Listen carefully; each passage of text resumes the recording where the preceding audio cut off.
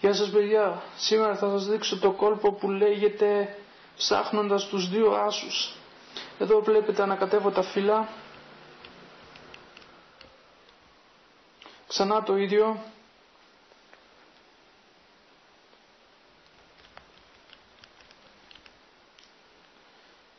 Λοιπόν, τώρα τι κάνω, επιλέγω 16 φύλλα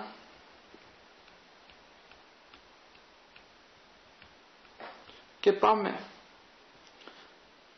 βάζοντας ένα κάτω, ένα από κάτω, ένα κάτω, ένα από κάτω, ένα κάτω, ένα από κάτω και πάμε μέχρι να μας τελειώσουν τα φύλλα.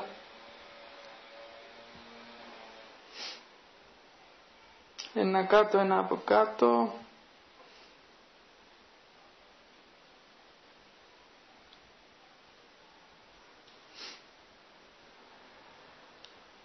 Τώρα τι γίνεται, χωρίζουμε τα φύλλα σε δύο ίσα μέρη.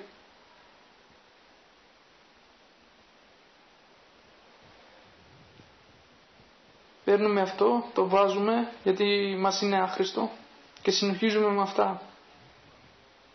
Το ίδιο, παίρνουμε αυτά, τα βάζουμε στη θέση του και συνεχίζουμε με αυτά.